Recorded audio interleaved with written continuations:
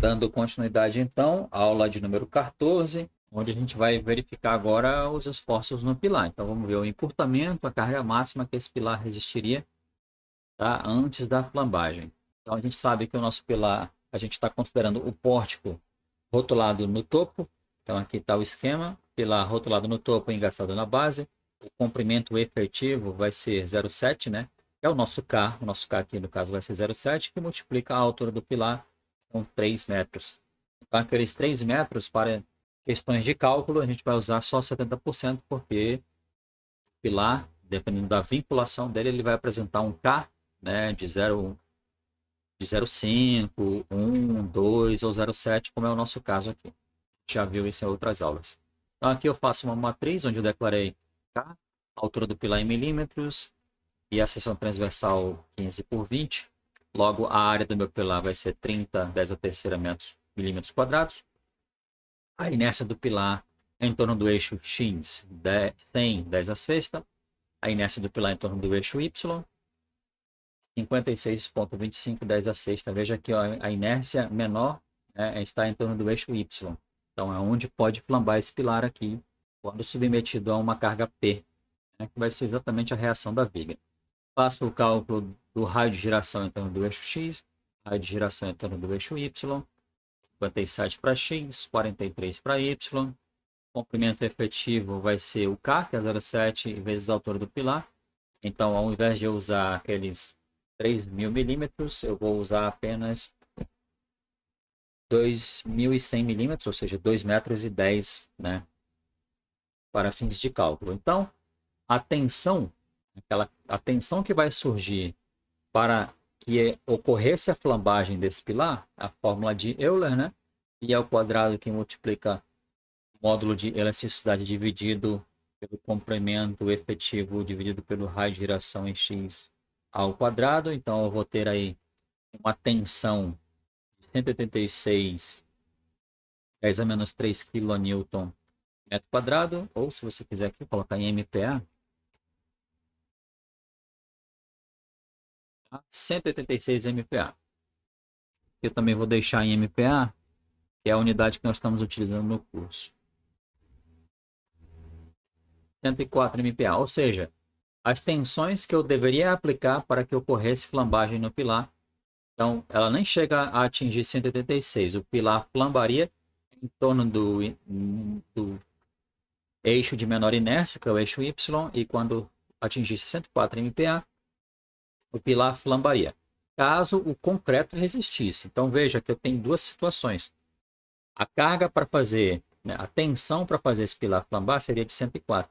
Mas a gente está tratando aí de um concreto de 20 MPa. Então, a gente vai ver ao final que a gente não vai encontrar aquela flambagem do pilar como eu vou mostrar. O concreto romperia antes. Então, já que eu tenho área, tenho tensão, é fácil encontrar a carga, né? Qual é a carga, né? P. E eu aplicaria no topo desse pilar para fazer ele flambar. Seria uma carga aí de 3.000 kN, 3.100 kN. Se você quiser colocar unidade decimais, está ali. 3.147 kN é a carga necessária para você fazer esse pilar flambar. A gente sabe que aquela viga com aquele carregamento de 2 kN por metro vai gerar uma reação baixa, né, de 6 kN apenas. Ou seja, o pilar resistiria, né, com folga a essa carga sem apresentar flambagem. Olha a carga para flambagem e a carga agindo de fato no pilar. Então está tranquilo. O encurtamento do pilar é a carga que você aplica, né, que multiplica a altura do pilar, dividido pela área do pilar, que multiplica o módulo de elasticidade desse pilar. Então, essa carga P é exatamente a reação da viga, RA, tá bom? Então, esse encurtamento vai ser de 0,024 milímetros, é bem pouco, né? Aqui eu fiz no MD Solids para você entender, tá? Aqui o print, eu vou lá para dentro do MD Solids para mostrar para você. Então, aqui eu vou chamar a biblioteca de problemas, uma deformação axial. A gente vai pedir ali uma barra vertical. Eu vou determinar a área, eu vou informar a área dessas barras. ok. Ele está pedindo para fazer do topo, não, quero que o suporte esteja embaixo, porque é um pilar. Vou só reduzir aqui o número de seções, tá bom? Mas é um pilar apenas. Aqui ele só se divide porque é uma questão do módulo do MD Solids. A carga que eu vou aplicar aqui no ponto A vai ser uma carga de 6 kN. Eu vou só mudar aqui a estresse, eu quero em MPa, as áreas em milímetros quadrados, a carga em kilonewtons, a deformação em milímetros, os comprimentos em metros e o módulo de elasticidade em gigapascal. Legal. Então, aqui o que eu preciso agora? Qual é a área dessa primeira seção aqui? São 30 mil milímetros quadrados, né? Comprimentos 1.500 milímetros, que dá 1,5 m. Então, 1,5 m aqui, 1,5 m aqui, vai dar os 3 metros do meu pilar. Então, 500, o módulo de elasticidade são 25 gigapascal. 2, a área aqui também é 30 mil. E aí eu peço para ele computar para a gente. Ele deu 24 aqui, porque eu errei aqui a unidade, o comprimento 1.500, agora sim. Então, a deformação que a gente vai encontrar no pilar total é de 0,0024 milímetros, foi o que a gente calculou, tá bom? Então, bateu certinho. Agora a gente faz a verificação para ver se a norma foi atendida. Aqui, relacionado aos pilares, a norma não deixa você utilizar pilares menores do que 19 centímetros, com dimensão, né? Uma delas, e a gente está com um pilar que tem 15 por 20. Então, nessa situação, ela vai permitir. Em casos especiais, permite-se a consideração de uma das dimensões entre 19 e 14. Então, a gente está com 15. Só que você tem que fazer uma ponderação, tá? Outro sim, em nenhum caso você pode usar pilares com área menor do que 360 centímetros quadrados, ou 36 vezes 10 a terceira milímetros quadrados, tá? Ou seja, a gente já reprovou esse nosso pilar, né? Porque ele tem 30 10 a terceira milímetros quadrados. Aqui está a área do pilar 30 10 a terceira milímetros quadrados, ou 30 mil milímetros quadrados. Só que a norma não deixa você utilizar menor do que 36 mil milímetros quadrados. Então, a gente já reprovaria esse pilar em função da área. Mas vamos ver o que acontece quando a gente tem que adotar um pilar que tenha menos do que 19 centímetros de dimensão. 14 é a mínima. Você não pode usar pilares que tenham uma das dimensões menor do que 14. Então, a própria norma na tabela 13.1, ela te dá. Se você quer utilizar dimensões menores do que 19, você vai ter que aumentar a carga. Ó. Se o pilar tiver 18 centímetros, um dos lados for 18, você vai aumentar em 5% a carga. Se for 17, 10%. Se for 16, 15%. Se for 15, como é o nosso caso, a gente vai aumentar em 20%. Tá? Então, aqui eu declarei o gama N 1.2. Então, ó, aquela carga, quando eu pegar aquela carga crítica, que a gente calculou de 100, vou só confirmar o valor dessa carga, vou colocar aqui, de 3.000, né? 3.000 kilonewtons é a carga.